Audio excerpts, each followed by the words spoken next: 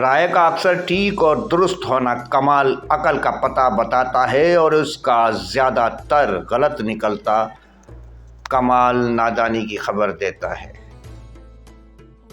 دوسروں کی رائے سے مدد لینا اپنی امداد کی عمدگی صورت ہے اور اپنے دوستوں سے مشورہ کرنا اپنی اہانت اور عمدہ دلیل ہے۔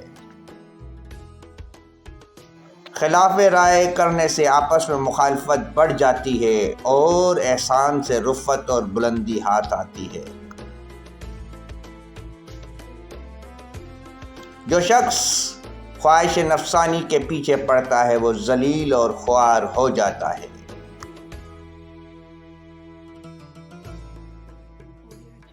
جو شخص صرف اپنی زبان کو پسند کرتا ہے وہ سخت گمراہی اور حیرانی میں گرفتار ہوتا ہے۔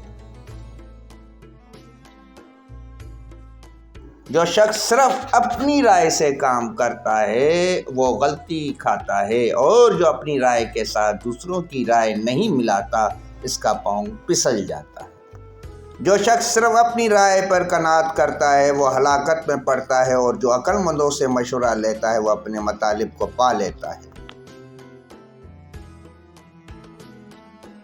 جو شخص رائے اور تدبیر سے کام کرتا ہے وہ بے شمار فوائد اور غنیمت حاصل کرتا ہے۔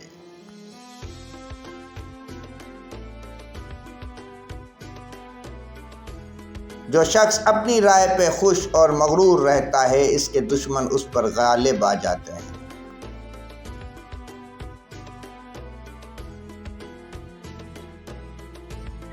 جس شخص کی رائے کمزور ہوتی ہے اس کے دشمن زیادہ ہو جاتے ہیں۔ بے شک تیری رائے تمام امور کا احاطہ نہیں کر سکتی، بس جو کام سب سے ضروری ہو پہلے اس کی تدبیر کرے۔ بہترین رائے وہ ہے جس میں مواقع فرصت ہاتھ سے نہ جائے اور نہ کسی قسم کی تکلیف پیش آئے۔ اپنی رائے ضروری چیزوں میں خرچ کر کے سلامت رہے۔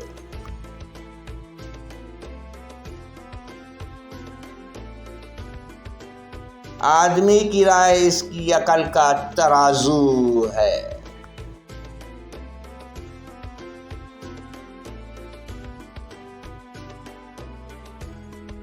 سلام سلام سلام یا قائم آل محمد، سلام سلام یا فرزند فاطمہ زہرا، سلام علیہ السلام۔